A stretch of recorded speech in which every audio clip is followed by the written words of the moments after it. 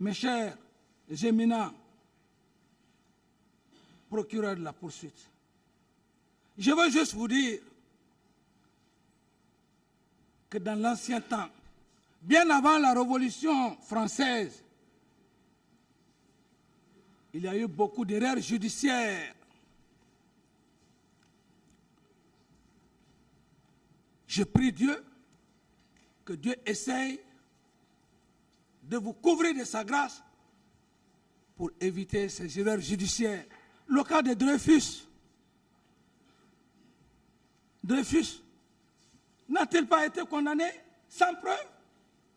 Après plus de 30 ans ou 20 ans, moi j'ai lu ce document, c'était dans les années, quand j'étais en fac, dans les années 80-81.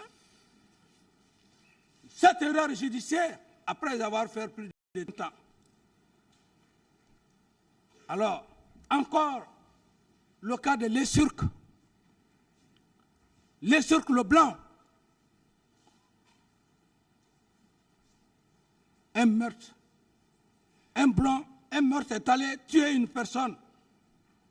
Parce qu'il est blanc, on prend Lesurque.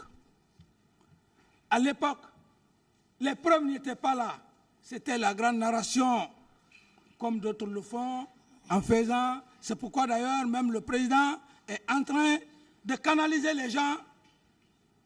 Ici, on n'est pas là pour le théâtre, comme monsieur le président l'a dit. C'est un cas sérieux. On a perdu des êtres humains. Nous ne sommes pas là pour faire le théâtre, le cinéma, comme le président vient de le dire. Je reviens sur le cas de Lesurque. Lesurque, ça c'est bien avant la Révolution française. On prend Lesurque parce qu'il est blanc et Lesurque, sachant qu'il n'avait plus les moyens, il devrait aller à la guillotine. Le seul mot que Lesurque a dit, que vous me condamnez, je pars à la guillotine.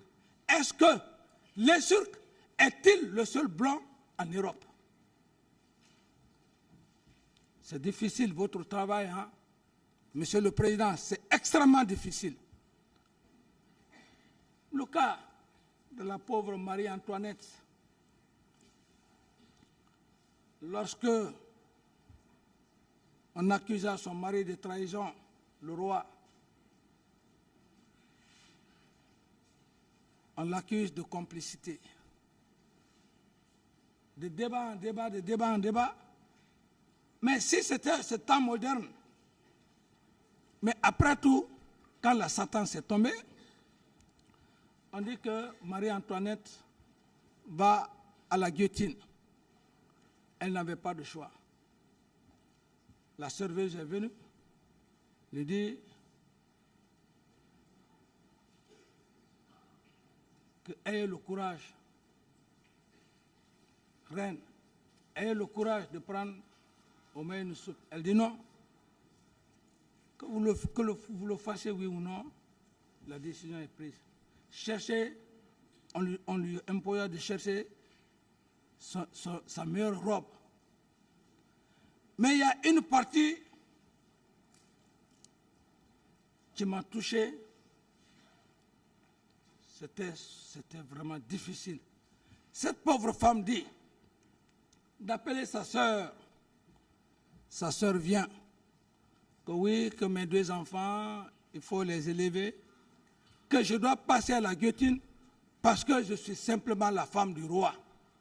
Quelle est la femme au monde qui ne veut pas être épouse d'un roi? Et dans le contexte réel, est-ce qu'à l'époque, ça c'est mes analyses, est-ce qu'à l'époque, les décisions, ce n'étaient pas des conseillers? Donc, et le quatrième exemple, Monsieur le Président, toujours, c'est pour vous dire que votre travail est complexe, ce que les gens ne comprennent pas. Extrêmement complexe.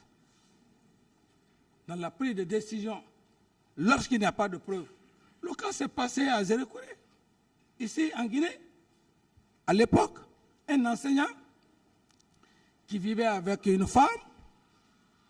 Entre-temps, ils ne se sont pas compris. La femme est allée chercher un autre amant. Alors, le second amant poignarda la femme. Ça s'est passé ici, chez vous, en Guinée, ici. Poignarda la femme. Le monsieur, malheureusement pour lui, laisse une paire de chaussures, un pied, il s'en va. Plus tard, on le prend. Mais dès l'action, on a fait les recherches, on a dit tout ce qui était proche, ils sont allés prendre le premier amant. Le premier amant a tout fait. Ils l'ont mis au poteau là-bas, ils l'ont tué. Avant de le tuer, il a dit, oui, que ça ne va pas durer, vous allez trouver le coupable. Ça n'a pas fait plus de quelques mois, ils ont trouvé le coupable. Le coupable, retrouvé, on lui demande, il dit non, j'étais fâché, je voulais juste qu'il quitte entre nous. Mais aussi, comme votre travail là est aussi minutieux, on lui demande, mais il y a une chaussure là, est-ce que tu as le pied? Il dit que oui. Là où il est allé cacher l'autre pied, c'était identique, mais le monsieur est déjà mort. C'est pour vous dire, Monsieur le Président, vous avez un travail extrêmement difficile, complexe. La seule chose qui pourra vous sauver, Monsieur le Président, c'est le Tout-Puissant Allah. Et pour ce faire, les preuves seront d'une condition sine qua non. D'une condition sine qua non. Pour mon cas, particulièrement, à date d'aujourd'hui, Monsieur le Président, les empereurs des poursuites n'ont aucune preuve tangible, la reine des preuves, pour vous exhiber jusqu'à preuve contraire. Et je suis sûr que, sauf par bague magique, parce que les deux éléments qui restent, dans leur PV, nulle part, personne ne parle de M. Camara pour faire une complicité avec moi. Encore moins, personne n'a dit devant votre auguste tribunal que M. Camara m'a donné des ordres. Tout m'a été clair, plus clair. Il dit qu'il est allé me chercher. Je n'ai plus de débat à faire avec Toumba. Quel débat? Quelle confrontation vais-je faire avec M. Toumba, M. le Président? Quelqu'un qui dit publiquement que je ne lui ai pas donné des ordres pour aller au stade. S'il disait que je lui avais donné des ordres, on aurait parlé de complicité. On lui demande ici, devant votre auguste bar, mes avocats, est-ce que vous êtes en complicité avec Capitaine Camara? Il dit non. Dans ses explications, il a parlé des armes, il a parlé de ceci, de cela, de jour, tout ça. Il n'a jamais dit ici que le capitaine Dadis m'a donné des armes. Quelle confrontation vais-je faire avec M. Toumba à date d'aujourd'hui? Quelle confrontation, Monsieur le Président? À date d'aujourd'hui, je n'ai plus rien à faire. Avec lui, tout est clair et net. Peut-être Sekouba, quand Sekouba vient, puisque nous avions géré la nation, on peut s'arrêter. Le journal est là, son collègue est là, on fait confrontation. Mais tous ceux qui sont au box des accusés, je n'ai de confrontation à faire avec qui que ce soit. Je vais dire quoi? Qui m'a accusé là-bas? Et je vais démentir quoi? Mes avocats vont essayer de dire quoi? Sinon que vous faire perdre le temps, Monsieur le Président. Je dis tout ceci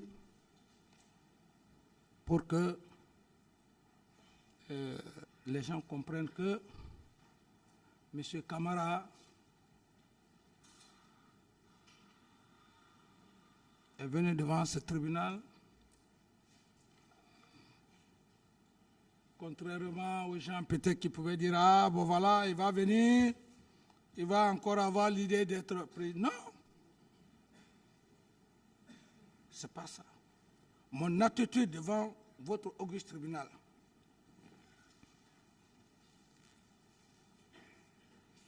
vous-même vous l'avez remarqué, si ce n'est pas parce que je suis resté dans l'émotion que j'ai tapé la table,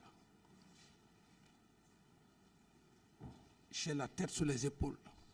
Ceux qui pensaient que, bon voilà, ce camarade, depuis qu'on a tiré sur lui, c'est pourquoi je vous ai fait faire la lecture. La loi des contraires. Le mensonge est diamétralement lié à la vérité. Alors, Monsieur le Président, je termine en vous disant que de toutes les 20 complicités qui me sont attribuées, nulle part, Monsieur le Président, quand on veut tuer son chien, on l'accuse de rage. Quelqu'un qui a géré votre pays, il n'a eu qu'un franc. Et à l'époque, qui pouvait se plaindre ici? Il faut aller piller les gens pour faire quoi avec? Quelqu'un qui a pris tout son temps, aider sa population, faire les quelque peu de forage. Cet homme-là peut demander aux gens d'aller faire des pillages, mais ce n'est pas la faute du tribunal. Tout ce qui est là, Monsieur le Président, à l'époque, de très bons magistrats ont eu de sérieux problèmes. Donc, je n'accuse pas. Chaque chose a son temps. Moi, je dis simplement, Monsieur le Président, les complicités au nombre de 20, si seul vous, Monsieur le Président, j'attendrai vos questions, à part vos questions, Monsieur le Président, et les éminents magistrats, tout le reste. Si mon schéma n'est pas respecté, je ne respecterai pas aussi leur schéma. Je réitère, on force pour essayer de me... On ne peut pas me malmener. Dès que je commence à sentir, je demande au président, Monsieur le Président, je garde mon droit au silence. Que les Guinéens et tous ceux qui m'entendent ne disent pas que le capitaine est de mauvaise foi. Parce qu'il n'y a rien contre moi, Monsieur le Président. Il n'y a rien contre moi, Monsieur le Président. Complicité. Qui a parlé? Je suis complice avec qui à date d'aujourd'hui? Qui a dit Monsieur Camara a donné les ordres? Personne. Sauf si Monsieur le Président, comme aussi Monsieur Camara aussi aime trop parler, voilà, c'est là aussi il va se faire prendre. C'est ça, Monsieur le Président, avec modestie, comme M. Camara aussi aime parler, il veut rentrer dans tous les détails. Si on le prend par la gorge, ce ne serait pas de votre faute. Mais c'est pour ça que je précise, toute question qui ne sera pas dans le cadre de la complicité, je ne répondrai pas. Je demanderai simplement à M. le Président que je garde mon droit au silence. Sauf si on me montre un coupable ici, que quelqu'un qui dit qu'il a fait la complicité et que le capitaine Dadis est coupable, je pourrais le faire. Mais s'il n'en a pas, je vais venir parler moi seul, ou bien je vais répondre à la place de l'auteur. Dans quel pays du monde, dans quelle loi, on a vu un co-auteur parler à la place d'un auteur? Il n'y a pas un auteur principal, d'où par conséquent, l'article 19-20 me donne force. Et je resterai, que les gens essayent maintenant de voir tout ce qu'ils ont eu à faire. Parce que quand je disais ici que je n'étais pas en forme, il y a eu, voilà, d'autres ont passé des semaines à faire des panoplies de questions. Ces panoplies de questions, s'il n'y a pas un coupable arrêté ici, si c'est la partie civile qui me dit oui, monsieur Camara, monsieur X a dit qu'il est allé piller, monsieur X a dit que tu lui as donné des armes, s'il n'y a pas ça, je ne répondrai pas à la question. La défense, préparez toutes vos questions. Une question qui ne sera pas ici, dans le cadre de la complicité, je ne répondrai pas. J'en ai fini, Monsieur le Président, et je suis très fatigué. Avec votre permission, si vraiment je peux me reposer pour la journée d'aujourd'hui.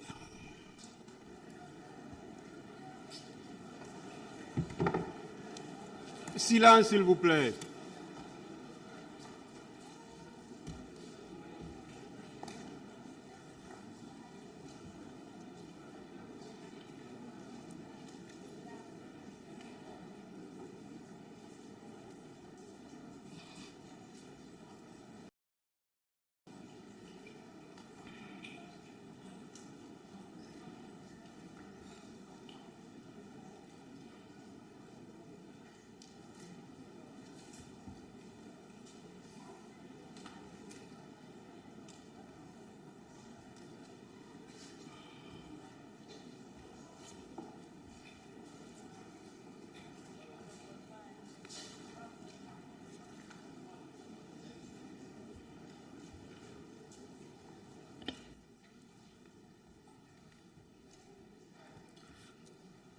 Le tribunal renvoie cette affaire au 13 décembre 2022 pour la suite des débats.